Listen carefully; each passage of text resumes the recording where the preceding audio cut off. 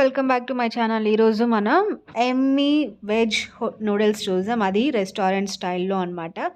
ఇదైతే అందరికీ చిన్న పిల్లల దగ్గర ఇంకా పెద్దవాళ్ళ దగ్గరికి అందరికీ ఇష్టమైన ఫుడ్ కదా! చూసేద్దాం రండి.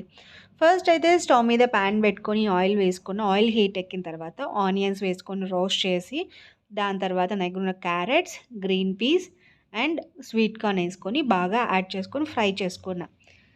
ఫ్రై అయిన తర్వాత నేనైతే ఇక్కడ 3 నూడిల్స్ తీసుకుంటున్నా. 3 బంచెస్. దానికి ఫస్ట్ అయితే 2 మసాలా అయితే యాడ్ చేసుకొని ఫ్రై చేసుకుంటున్నా.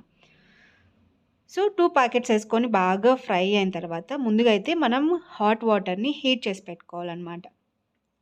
సో ఇప్పుడు దీంట్లో నేను హాట్ వాటర్ని యాడ్ చేస్తున్నా. హాట్ వాటర్ని ఈ మసాలా అండ్ వెజిటేబుల్స్ అల్లమ్స్ లేకుండా నీట్గా మిక్స్ చేసుకొని ఈ వాటర్ బాగా బాయిల్ అయిన తర్వాత నేను తీసుకున్న నూడిల్స్ని అయితే ఇందులో యాడ్ చేస్తున్నా.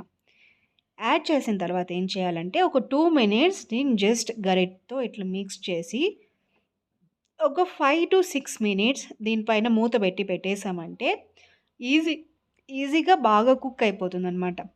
సో దాని తర్వాత మీరు మూత ఓపెన్ చేసి చూసారంటే ఆల్మోస్ట్ 70% కుక్ అయిపోయింటుంది.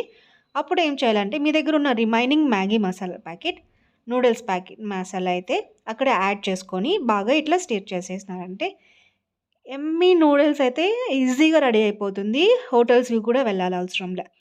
సో మీరు కూడా ఇలా చేసుకొని కెచప్‌తో కానీ మయోనీస్‌తో కానీ మీ ఫ్యామిలీతో ఫ్రెండ్స్‌తో ఎమ్మీగా ఎంజాయ్ చేయండి.